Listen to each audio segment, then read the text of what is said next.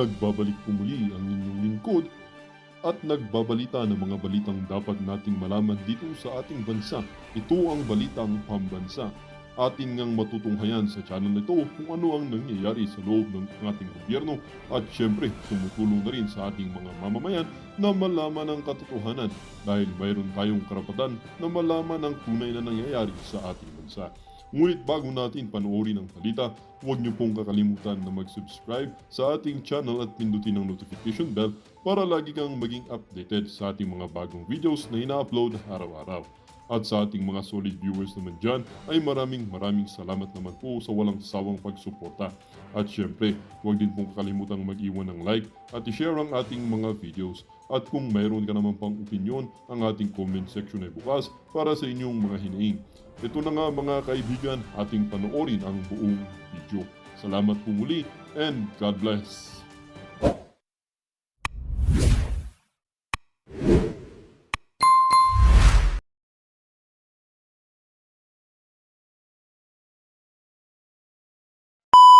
Directed against the palace.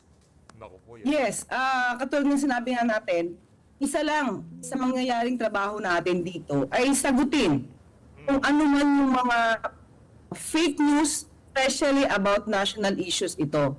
Sabi nga natin, hindi natin papatulan lahat ng mga negatibo, mga fake news na ibinabato sa gobyerno at kay Pangulo. Otherwise, mauubusan tayo ng oras. Kung lahat ng mga vloggers nagbibigay ng fake news na alam naman natin na fake news, ay papansinin pa natin. Ito mga national issues na makaka-apekto mismo sa trabaho ng gobyerno at sa trabaho ng Pangulo. Oo. So, Yuse Claire, ito, no, nung naupo ka no isang araw, ano yung mga hamon na... Teka lang. Kung sinasabi nitong si Attorney Claire Castro na talagang kailangan niyang sagutin o itinalaga siya, ilinagay siya dyan sa pwesto na yan para masawata yung paglaganap ng fake news, especially yung mga nakakaapekto sa ating bansa. Paano ho yung 20 pesos na bigas? Hindi niyo ho ba kami papaliwanagan? Hindi niyo ho ba tatanungin yung inyong amo dyan, kaugnay dyan sa ano niya na yan, dyan sa mga pinangako niya na yan? Ano tawag ho dyan? Fake news? Hindi ho ba fake news yan? O fake promise, sorry. Fake promise. Yung 220 pesos na kada kilo ng bigas. Yung naman hong nangyari diyan sa KOJC, hindi ho ba fake news yun? Hindi niyo ho ba kailangang ipaliwanag sa ating mga kababayan? Kasi kung sinasabi niyo tinalaga kayo diyan sa pwesto niyo na yan para sagutin yung mga kumakalat na fake news na yan, siguro ho marami ho kayong dapat ipaliwanag sa mga sinasabi nitong si Marcos Jr. Wala daw armas, maya-maya may armas. Hindi daw blanco, tapos maya-maya blanco pala. Yun ang problema. Pinipili nyo lang yung inyong mga sinasagot. Dapat ho, kung sinasagot nyo yung mga sinasabi yung fake news na ipinapakalat nitong mga Duterte supporter, yun para sa inyo, fake news yun. Kasi yan ang problema ho dyan. Pagka hindi ho sila sang-ayon sa mga sinasabi natin, automatic ho, fake news yan. Pagka sinabi natin na napakaraming dumalo doon sa Cebu Rally, talagang pinagkakagulan si Tatay Digong, marami pa rin sumusuporta sa kanya, ang kakaunter ho nila dyan, wala naman yan, konti lang naman ng tao, fake news naman kayo. Yun ho ang definition ng fake news sa kanila. Pagka hindi na sila sang-ayon sa inyong mga sinasabi, automatic na ho, fake news na ho yan para dito sa mga aso nitong si Marcos Jr. Na po, na mga linalabanan mo mga fake news kasi talagang talamak at alam pa natin na kampanya pa ngayon, eleksyon na po sa Mayo, so talagang naglipara talaga po ang mga fake news. What are your discretion po to share, what do you think are the major challenges that you are confronted as the PCO palace spokesperson? Ngayon, sabi nga natin, yung first day pa lang natin, wala naman tayong intention agad sumagot ng mga katanungan. Nagkataon lang talaga na nagsimulan. At ang nagkataon ng unang natanong, itungkol sa mga pinanggit ni dating Pangulong Duterte na alam natin na walang katotohanan. So, kaya siguro medyo nag-init ang mga issues dahil yun agad ang naibatong tanong. So, sa mga babato na ibabato ng mga kasinungalingan laban sa pamahalaan at laban sa Pangulo, ito po ay ating unang-una, of course, we have to research, we have to validate, we have to verify, para po magkaroon ng magandang at intelihenteng pagtugon sa mga fake news na ito na ibinabat.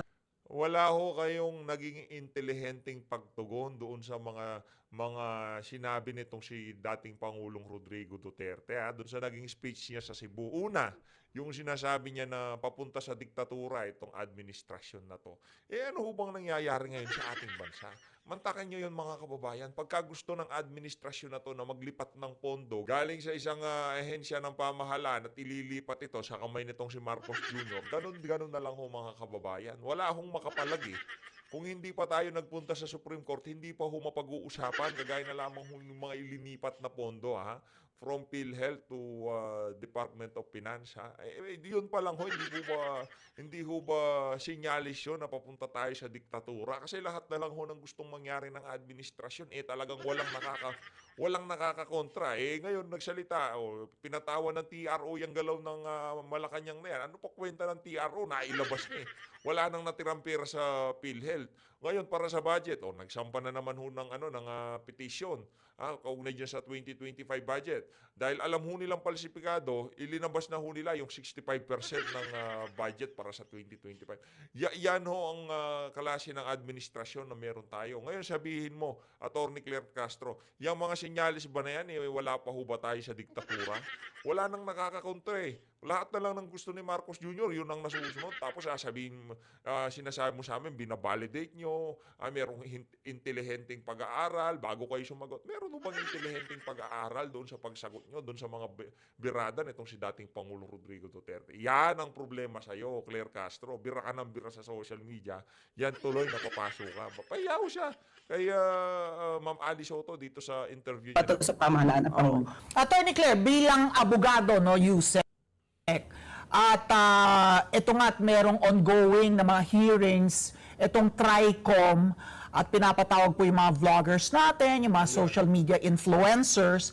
At dahil ikaw ay abogado, alam mo na yung talagang enshrined, yung freedom of expression, malayang pamamahayag bilang broadcast journalist.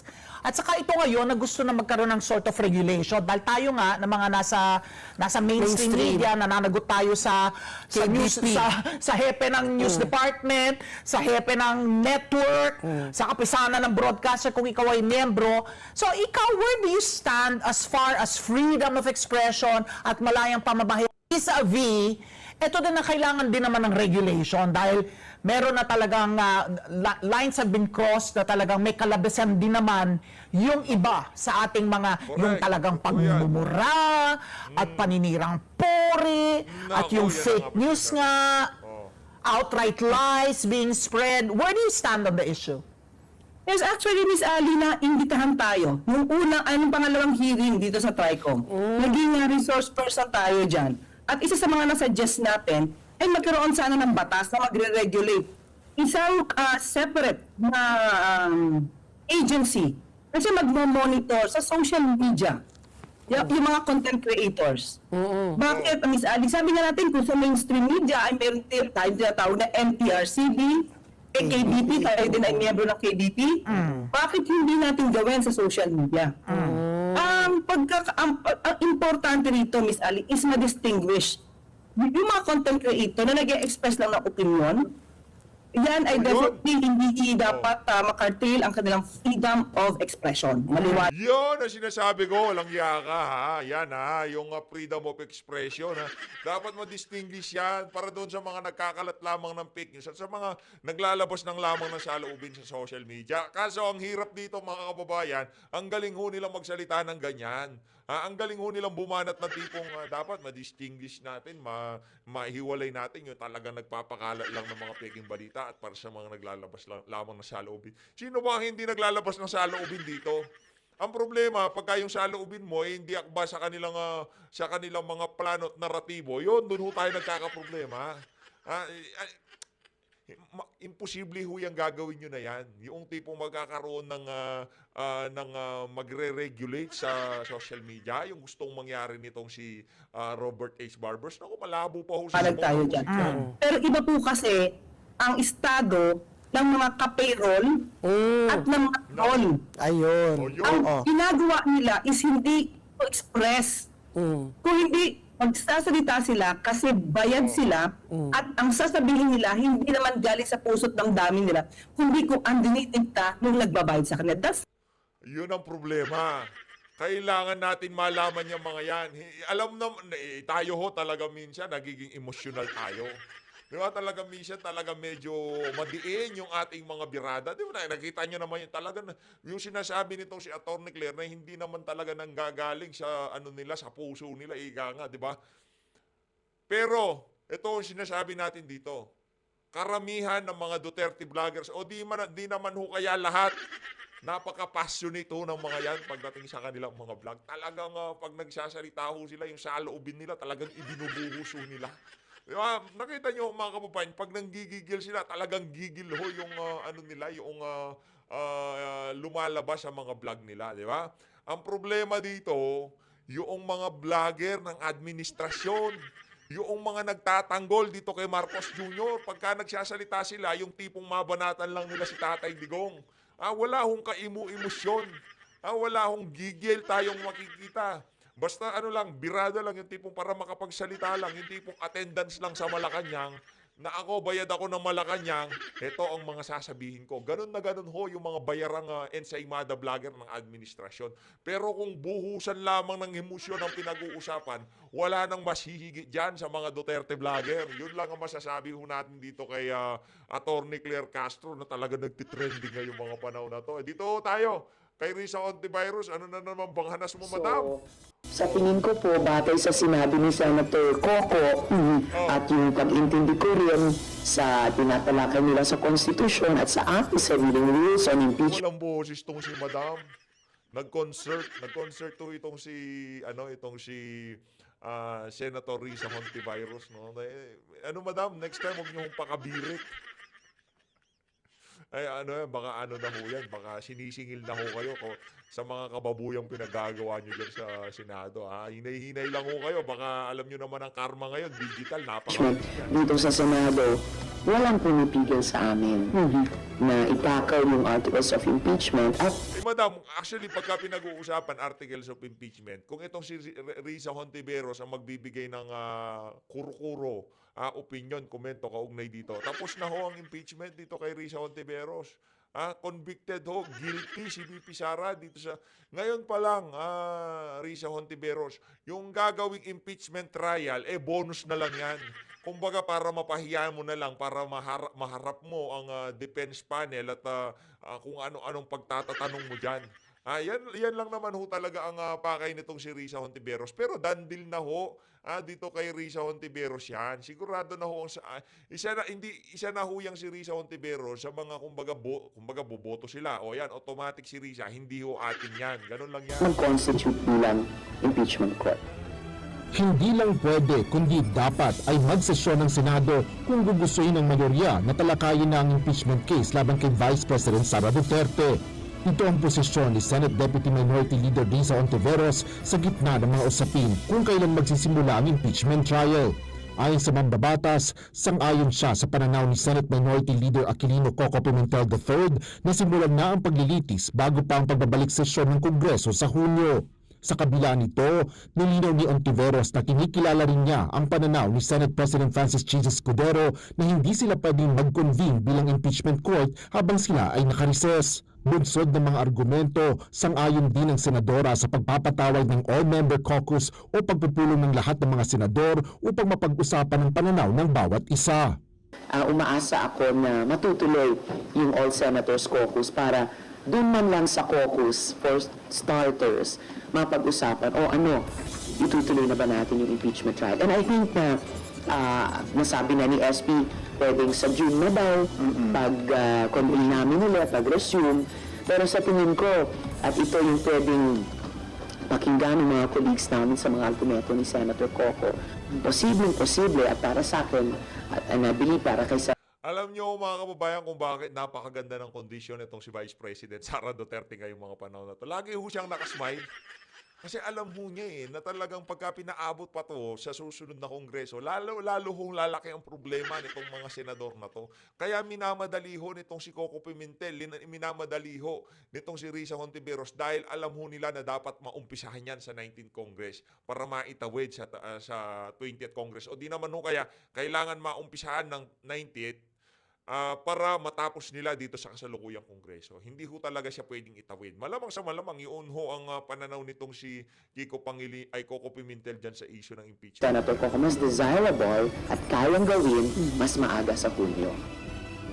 Tiniyak naman ni Senador Risa Hontiveros na sa kabila ng mga argumento sa pagitan nilang dalawa ni Vice President Sara Duterte ay magiging patas ang mambabatas sa paglilitis bilang impeachment judge. Nakarantaw ka? Ano ho yan eh, kumbaga, ngayong mga panahon na to, itong mga politiko na to, talagang harapan na ho nilang linuloko ang sambayan ng Pilipino. Kaya siya magiging parehas daw ho itong si Risa Hontiveros sa pagtalakay, sa pagtimbang sa mga ilalatag na ebidensya laban dito kay Bibi Sara. Ito talaga si Risa, oo. Napakakups mo, madam. Nakarantaw ka. Diretsuhin mo na kami. Kayo naman ho, narinig namin yung inyong mga banat kaugnay dyan sa confidential fund na yan. Maya't maya, binibira nyo si VP Sara. Hindi pa tapos ang bad government, Committee on Bad Government, na ano nyo na, kumbaga na prejudge nyo na to si VP na kesyo. Talagang merong problema yung confidential fund na yan. Tapos sinasabi mo na magiging patas ho kayo. Nako, malaki hong problema yan. And syempre, nobody can completely divorce oneself or forget what has happened. At kahit yung mga nasa social media, syempre, resibo yun sa aming lahat. But the point is, as has been done by senators before and senates before sa mga previous impeachment trials, yun yung hamon sa aming lahat at hamon din sa akin. To have that frame of mind na, okay, as if nagsisimula sa simula. Kung matutuloy ang paglilitis, dapat anyang humarap sa impeachment trial ang pangalawang Pangulo kung ito ang maitatakda sa rules of impeachment na pag-uusapan at sasang-ayunan ng Senado kapag nagpulong na ang mga senador bilang mga impeachment judge. Asher Kadapang Jr., UNTV. Ayun na nga mga kababayan, itong si Senator Risa, medyo madaldal siya ngayong mga panahon na to. Talagang gusto ho nilang i-establish na itong gaganaping impeachment trial yan sa Senado, talagang yan, legit yan. May credibility yan. Kumbaga, kahit nagalit kami kay VP, gigit na kami dyan. Kung yung mga nagsasalita dyan, yung mga senador na talagang, alam naman ho natin na hindi sila kasing kritikal nitong si Risa Hontiveros pagdating dito sa mga Duterte, medyo maniniwala pa tayo. Pero dito sa alin na to, nakita nyo ho ang ginawa niya kay Pastor Quibloy. Nakita nyo ho ang ginawa niya doon sa mga miyembro ng KOJC. Nakita nyo ho kung paano niya noong humarap dyan si Torre, talagang paniwalang-paniwala ho itong si Risa Hontiveros sa lahat ng sinasabi ni Torre. Pero pagka nagpapaliwanag yung mga nasa side ng KOJC, talaga namang nakikita ho natin yung pagiging bias. Pagka nagsasalita na yung mga abogado, automatic pinuputulo niyan. Pero pag nagsasalita yung mga, kung tawagin niya victim survivor, yung leeway ho nila hanggang hanggang, di ba, unlimited yung pagsasalita nila no? Kung anong Risa Hontiveros ang nakita natin doon sa pamumuno niya, pangunguna niya sa mga hearing dyan sa Senado, ganon din ho makikita nating Risa Hontiveros pagka umabot na ho tayo sa impeachment trial. Ito, rekta ho tayo, siyempre, alangan naman itong si Madam, di ho natatapos yan Itong si Ma'am Claire, talagang dire-diretso ho ang pagpapaano niya ngayon, pagpapabibuho niya sa social media kasi kumpleto mo bayad niyan. Huwag mo sabihin mo hindi ka naman bayad. Bayad ho kayo ng Malacanang. Kaya nag-aangas kayo, nag-iingay kayo ngayon, talaga ng mga kumpleto. Talagang, tingin ko sa susunod na Pasko, itong si Claire Castro, talagang paldong-paldong itong News and Rescue. Laban po sa fake news na pwede po nating basehan o kaya gayahin. As of now, Ms. Corina, wala pa po tayong alam na nagre-rehistro ang mga content creators sa ibang bansa. Pero maaari natin ibahin ito sa ating bansa para, kumbaga, ma-prevent natin ang yan ang haba problema ano? Kasi wala yung mga official sa iba't ibang mga bansa, wala ho silang mga saltik sa utak. Yung tipong papasok sa utak nila na i-regulate nila social media. Anong tanong nitong si Ma'am Rated K? Pakinggan nyo ang tanong nitong si Ma'am Rated K. Kaugnay po niyan ay makakausap natin ngayon Palace Press Officer and PCO Undersecretary Claire Castro. Magandang gabi, Yusek Castro. Yes, magandang gabi sa iyo, Ms. Corina. Opo, Yung binanggit po ninyong registration, ano po, meron po bang iba pang bahagi ng mundo na ganito na po ang ginawa laban po sa fake news na pwede po nating basehan o kaya gayahin? As of now, Ms. Corina, wala pa po tayong alam na nagre-rehistro ang mga content creators sa ibang bansa. Pero maaari nating ibahin ito sa ating bansa para Pwede naman na ho talaga nating ibahin yan sa ating bansa, no? Kasi yung mga leader sa ating bansa, hindi naman ho nila kagaya ng yung mga leader sa iba't ibang mga bansa. Mga may saltik ho yung mga leader dito, no? Gusto ho nilang i-regulate ang social media. Magagaling, ha? Ito, yung mga bansa, tinitingnan natin kung baga ginagaya natin. Pagdating sa iba't ibang teknolohiya, sa infrastruktura, yun yung mga leader natin, ha? Yung ang mga bansa na yan, kagaya ng Singapore, kagaya ng Japan, kagaya ng Estados Unidos, di ba? Yung mga bansa ho na yan, hindi ho pumasok sa utak nila na i-regulate nila social media. Partida, yan ho na yan, kumbaga yan yung mga role model natin, Yan yung mga tinitingnan natin, yung mga ginagaya natin, Di ba? Yan yung mga tipong pagkayang ginawa niyan, gusto natin, ginagawa din natin.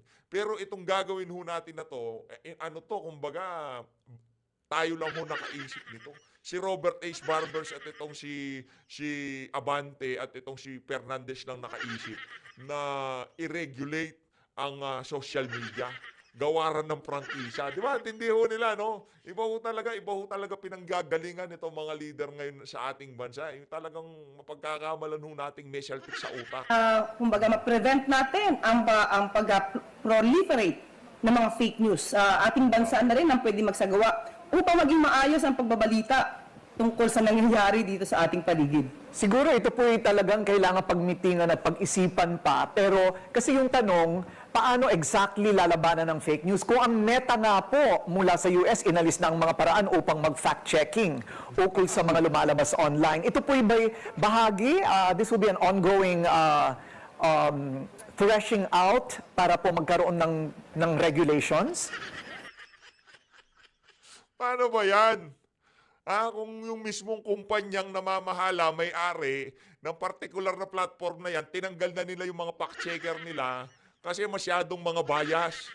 Pagka nagtalaga sila ng isang fact-checker, kung ano man ang naratibo ng mga humahawak sa fact-checker na to, yun lang ang nasusunod. Diba? Literal, yun talaga nangyayari dyan. Kaya nga tinanggal na yung Verifile sa Rappler, sila ho kasi yung mga fact-checker dito sa Pilipinas.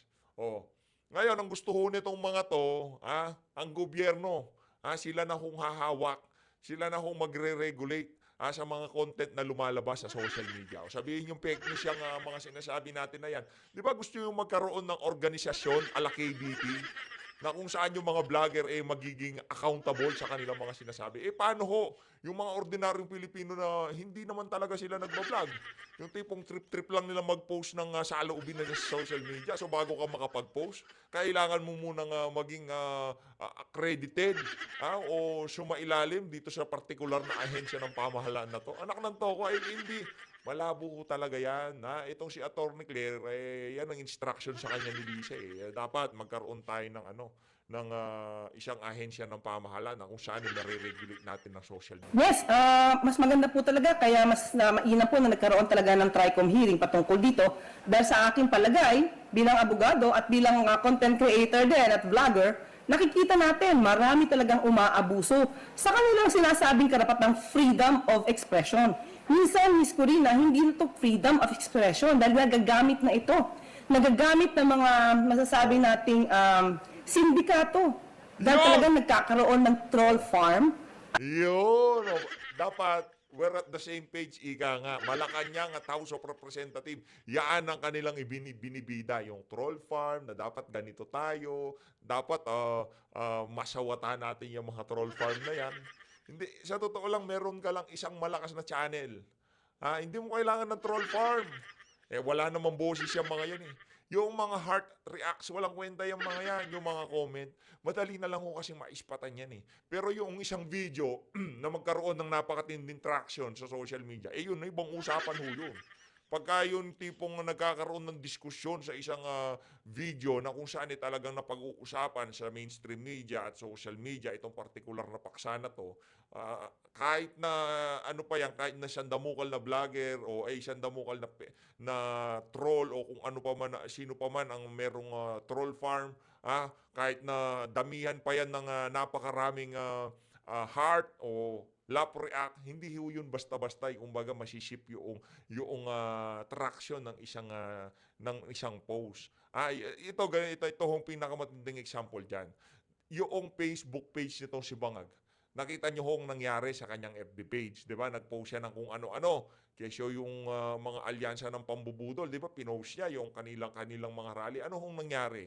Yan ang sinasabi natin, kahit palabasin pa ng administrasyon lahat ng trolls nila. Yung mga binabayaran nila para mag-like, mag-heart, mag-react, mag-edit sa mga picture nitong si Lisa Araneta Marcos, hindi ho yan basta-basta maluloko o mababago yung magiging resulta kung paano tanggapin ng mga Pilipino yung mga nakikita nilang content sa social media. Pero sa bagay, mahirap po kasing intindihin yun pagka kayo kumukubra sa Malacanang.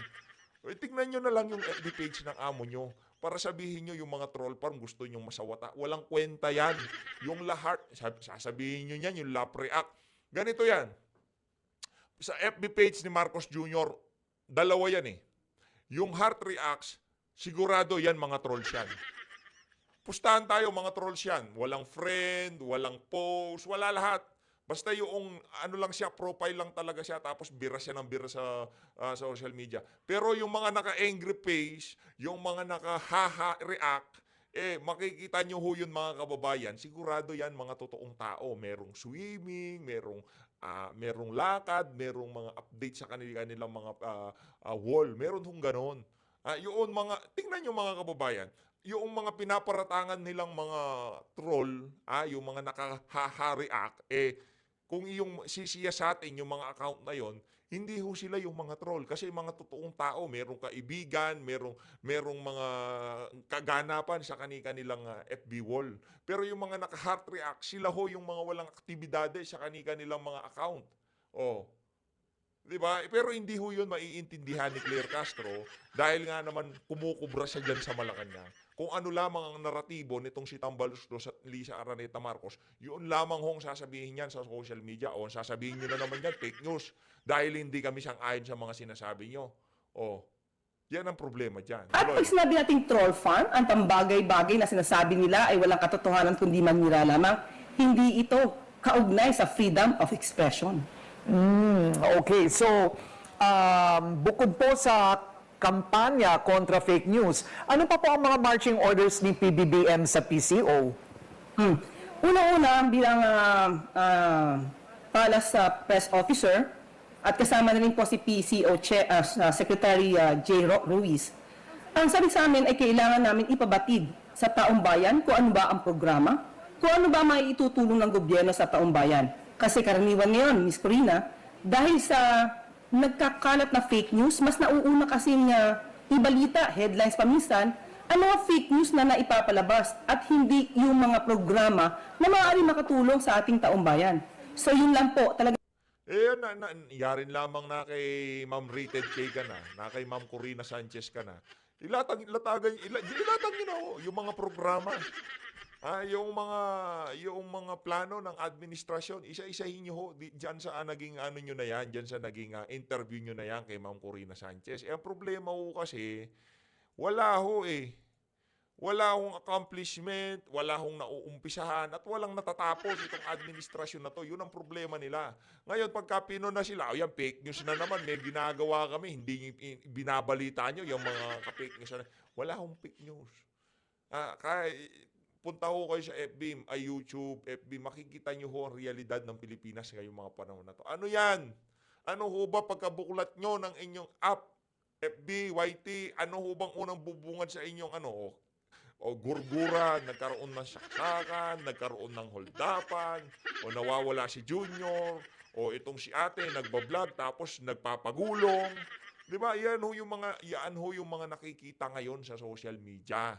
Kaya tigil-tigilan nyo ho kami na, para sabihin na mas nauna pang kumakalat yung fake news o kung ano pa man, hindi binabalita yung mga accomplishment. Wala nga akong nagpo-pop up eh. Paano wala namang ginagawang administrasyon tapos sisisihin yung ating mga kababayan pagka pinagpiestahan yung mga content na yan. Halimbawa ng content, yun hong nawalang, yun hong kinidnap na bata. Diba? Tapos nakita nyo ho kung anong ginawa nila dito sa hinlili niya, di ba? Sinend ho sa atin yun, parang di ho tayo halos makatulog. Iniisip po natin eh. Sabi ko, ano ba naman ito? Sabi ko, ito na ho ba talaga ngayon ng Pilipinas, di ba? Pero tingin ko, yung bata doon, ano na yun, wala nang buhay yun. Kumbaga, ano na lang yun, gusto lang mamera ng mga dumali. Hindi ko alam kung naligtas ba yung bata. Wala ho tayong update doon. Kasi talagang nalungkot ho tayo nung nakita natin yun. Yun ang bubungad sa iyong feeds. Bubungad sa iyo, ito, meron na namang hold up. Meron na namang lolang ganito ginawa. Meron na. Yun ho eh. Ngayon, sisisihin nyo ang ating mga kababayan pag naghaha-react sila dito kay Marcos Jr. Kasi katawa-tawa naman. Ang dami nating problema kung ano-anong pinag-aatupag mo. Diba? Kaya magiging proactive po tayo para po ipaalam sa taong bayan ano ba ang pwedeng maitulong sa kanila ng gobyerno. May inaasahan po ba tayong balasahan pa o pagbabago sa PCO? Malakas po ang dating ng inyong mga mensahe ukol sa fake news at sa dating Pangulong Duterte kahapon. Isa po bang mas palaban at agresibong information dissemination ang maasahan ngayon mula sa Malacanang? Opo, Ms. Corina, at hindi lamang po ang sinasabi nga natin, hindi lang po si dating Pangulong Duterte ang sasabihin nating nag-fake news. Lahat po na maaari nating makita na nagsasabi ng walang basyan. Atin naman po ay hindi natin i-curtail or ita-trespass ang karapatan ng taong magsalita. Pero iba po kasi ang karapatang magsalita at iba po ang disinformation. So sa amin po, aalamin po talaga namin kung may disinformation, ito ay magbabase po kami sa mga materyales, sa mga ebidensya, bago po namin masabi na ang isang sinabi ay isang fake news. So pag nalaman po namin at kumbaga na-fact check po namin na ang sinasabing to ay fake news, yun po talaga ay aming sasagutin at ipapaliwanag sa tao na ano ba yung katotohanan at ang nagsasabi na ito ay talagang fake newsmaker lang po. Okay. So in the absence of legislation, kasi kailangan pong dumaan ito sa Kongreso, hindi po ba? Hindi naman pwedeng basta na lamang magbibigay ng kautusan si Pangulo. Dadaan po sa legislation ito kung sakali. Kailangan po na may bagong batas. Kumbaga, pandagdag lang po, Ms. Corina, dahil meron naman po tayong batas patungkol sa cyber libel. Meron din po tayong batas tungkol sa false news. Pero hindi pa po kasi masyadong, hindi pa po to expanded to the point na dapat, let's say, may registration mga kailangan, ano yung mga dapat na implementing rules para makita natin na itong mga fake news vloggers na to ay maaari talagang matanggal o mawala sa isang social media platforms. Yun po dapat talaga ang tutukan ng lawmakers kung paano ito maaayos para